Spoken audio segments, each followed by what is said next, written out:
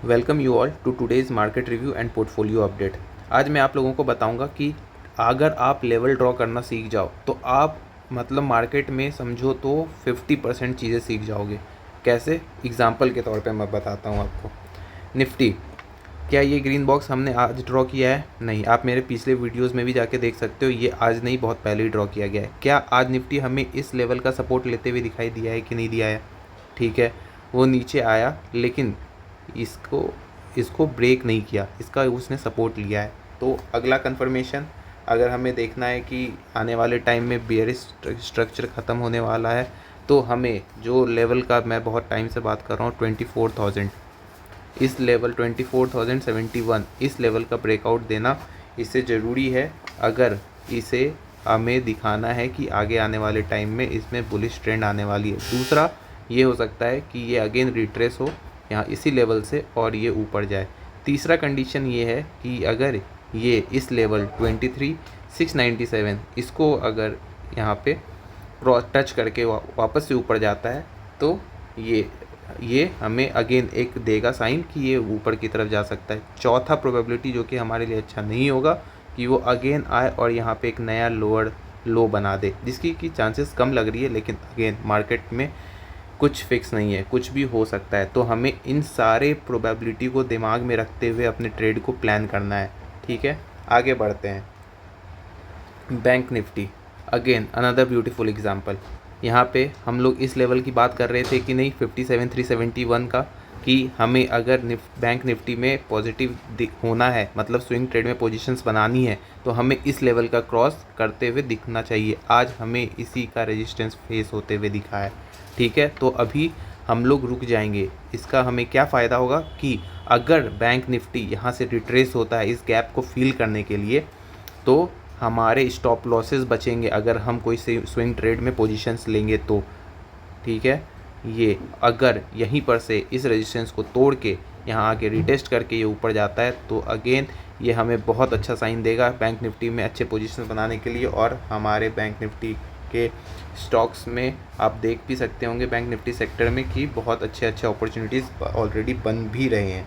ठीक है, अगर आते हैं अब हम ऑटो सेक्टर में।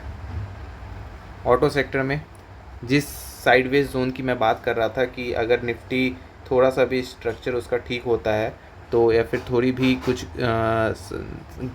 सही न्यूज़ आती है, तो हमें बैंक निफ्टी में तुरंत दिखता है कि वो ऊपर के लेवल को टेस्ट करने जाने लगता है। क्या ये अभी आपको होते हुए यहाँ दिख रही है कि नहीं दिख रही है?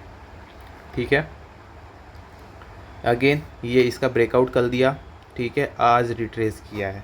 ठीक है, क्या हमें देखना है कि क्या ये इसको तोड़ के नीचे जाता है या फिर ये यहीं पर से थोड़ी देर साइडवेज होके ऊपर की तरफ जाता है, या फिर ये यहीं से रिटेस्ट भी ना करे, ये डायरेक्ट ऊपर चले जाए। इन दोनों केस में हमें ये स्ट्रक्चर बहुत अच्छा दिखते मिलेगा। और ऑटो सेक्टर जो कि ऑलरेडी बहुत अच्छा अभी उसके स्टॉक्स परफॉर्म कर रहे हैं ऑलरेडी, हम लोगों को इस चीज़ पे ध्यान रखना है और उस हिसाब से स्विंग ट्रेड्स बनानी है। ठीक है, अगर ये इधर से रिजेक्ट हो जाता है, इसकी भी चांस है, ऐसा नहीं है कि इसकी भी चांस नहीं है, लेकिन इसके लिए भी हम लोगों को रेडी रहना है। ठीक है, आगे अपन बढ़ते हैं फार्मा सेक्टर में।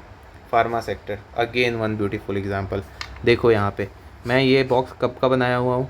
ठीक है, कल मैं क्या बोला था कि आज एक रेड कैंडल बना है, हमें देखते हैं आने वाले टाइम में क्या ये यहाँ पे आके इसको टेस्ट करके ऊपर जाता है कि नहीं। आज आपको क्या वो करते हुए दिखाई दिया है कि नहीं?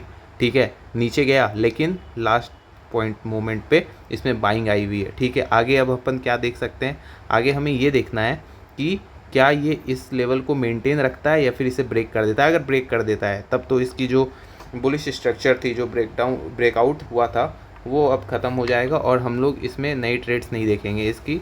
अब हम लोग इसमें ट्रेड्स कब देखेंगे? या तो यहाँ पे ये साइडवेज हो जाए और उसके बाद ऊपर के साइड ब्रेकआउट दे। इस साइडवेज फेज़ में भी हम इसका पार्ट नहीं बनेंगे, क्योंकि क्या पता साइडवेज होने के बाद ये नीचे ब्रेकडाउन दे दे। तो हमें हर केस में अपने क्या बचानी है? स्टॉप लॉस फेज बचानी है, क्योंकि ये अगर बचेगा तो हमें अपने पोर्टफोलियो में प्रॉफिट दिखेगा। अगेन FMCG, चलिए इसमें मैं क्या बोला था आपको कि इस कंसोलिडेशन जोन का ब्रेकआउट आया। ठीक है, मार्केट कल यहाँ पे परसों एक डोजी कैंडल बनाया था। ठीक है, उसके बाद कल ऊपर गया लेकिन रिट्रेस हो गया। आज क्या एक अच्छा कैंडल बना है कि नहीं बना है? आने वाले टाइम में अब हमें क्या देखनी है कि हमें ये एक नया हायर हाई और हायर लो बनाते हुए दिखाई दे, जिसके बाद ये कंफर्म हो जाएगा कि एफएमसीजी सेक्टर अब ऊपर जाने के लिए रेडी हो गया है। अगेन यहाँ पे आप लोग प्लीज़ अगर ETF में बाय करना चाहते हैं तो पोजीशन बना लीजिए, क्योंकि अगर ये चलना स्टार्ट हुआ तो ये हमें बहुत अच्छा रैली देते हुए दिखेगा, वो आपको यहाँ से पता चल सकता है। देखिए ये जोन को, ये अगर ट्रेड करना है आपको तो अभी आपको इसमें बुलिश होना होगा, अभी ETFs में इन्वेस्ट करना होगा। अगर आगे बढ़ते हैं अपन पोर्टफोलियो अपडेट में, तो हमारा पोर्टफोलियो जैसा कि आप लोग जानते हैं क्यों डाउन है, 0.52% से डाउन है अगेन फार्मा सेक्टर की वजह से। लेकिन मेरा चार्ट पैटर्न अभी ख़राब हुआ नहीं है, जिसकी वजह से मैं इसे एग्ज़िट नहीं कर रहा हूँ, ठीक है।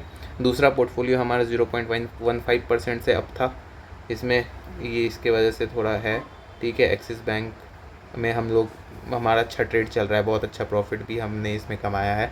आने वाले टाइम में क्या पता ये हमें शायद सेकंड टारगेट भी देता हुआ दिखाई दे।